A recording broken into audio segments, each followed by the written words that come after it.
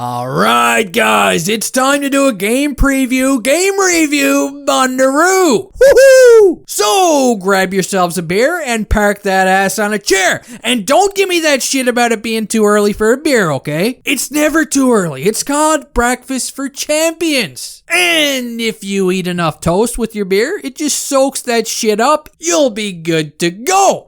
Take the edge off. So, we're about to have a chat about Game 1 and a little chit-chat about the series as a whole. And of course, take a little peekaboo at the projected lineups for tonight's game. But first, if you're a fan of the Habs or just want to see loyal old lines suit up for the remainder of this series, please consider subscribing to my channel as I upload hockey content daily and would really enjoy having you popcorn chicken eating bastards tag along for the ride. And if you want to get in on some of the action down there in the old comment section, take a stab at predicting the score for tonight's game, and if you get it right, I'll pin your comment at the top and give you a shout out in the next game review, game preview, Bunduru. God, that's sketchy. And before we begin, let's quickly get through the shout outs here, okay? First up, we've got my man, Olivier J. Adam. This guy predicted the score for Game 7 against the Leafs, and I completely forgot all about it. But I've redeemed myself, and he also somehow predicted the score to Game 1 as well, so yeah, the man is on a roll. We've also got my boy, Philip St. Laurent. We've got Alex McLean, Jason Manzo, Royal Diddly D, and Big Pete Harwin. Big Pete! So,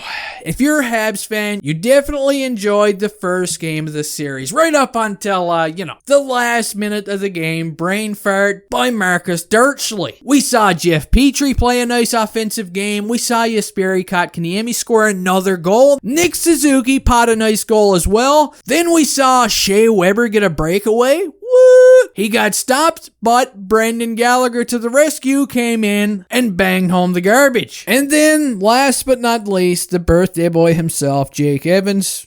He gets one too. Yeah, it was a good 59 minutes. Price looked sharp, and on the other end of the rink, I thought Hellebuck looked a little shaky. Kyle Connor scored a nice goal late in the game. Adam Lowry started things off with a nice goal for the Jets, scoring a beautiful shorthanded goal. Compliments of Gustafsson. Jeez. And Derek Forbort also got on the board with his first goal of the playoffs as well for the Jets. All in all, it was a hard-fought game with lots of rough stuff after the whistles. I enjoyed all that stuff. Like I said, for 59 minutes, great stuff. Game 2 is going to be another huge one. So what's it going to be? Will the Habs go up 2-0 on the road? Or will the Jets bounce back with a much stronger performance tonight and tie the series? So let's see how both teams look tonight after such a weird ending to Game 1. Anyway, you little June bugs, let's take a look at the projected lines for tonight's game, and we'll start things off by having a little sneak peek at the Habs projected lines. And what you're seeing here is definitely going to change. It might even change drastically because I do know that Jake Evans has a concussion and he is not playing tonight. So the first line, we've got Phil Deneau centering Brendan Gallagher. That's going to be for sure, I assume. And we need a new member of the Steve Irwin line. I'm not sure if they're going to bring in Arturi Lehkonen, the Crocodile Hunter, or if they're going to go back with Thomas Tatar. So let's see what happens here. Line 2, we've got Nick Suzuki between Tyler Toffoli and Cole Caulfield.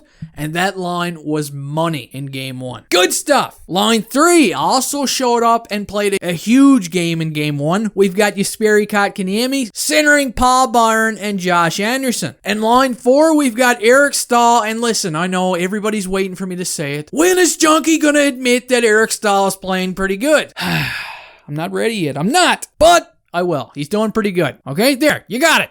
Now leave me alone. Eric Staal, you better call Staal, is centering Corey Perry and Yoel Armia. The defense pairings, we've got Ben Sherratt paired with Shea Weber, Yoel Edmondson paired with Jeff Petrie, and Britt Kulak possibly still paired with Eric Gustafsson, but I'm still hoping that somehow, someway, Alexander Romanov takes his spot tonight. Moving on over, let's take a look at the Winnipeg Jets projected lines, and they've got Mark Scheifele, who is possibly suspended. I'm not sure, because I'm making this video the night before, and the information hasn't been released yet. So, we've got somebody between Kyle Connor and Blake Wheeler. We've got Pierre-Luc Dubois between Andrew Kopp and Nikolai the Guardian Angel Ehlers. We've got Adam Lowry, who scored a filthy short-handed goal last game, between Matthew Perreault and Mason Appleton-Treville. Phil. And the fourth line could be Nate Thompson between Dominique Toninato. Wait, what Ninja Turtle's that? And Trevor the Hab Killer Lewis. The defense pairings, we've got Josh Morrissey paired with Dylan DeMello,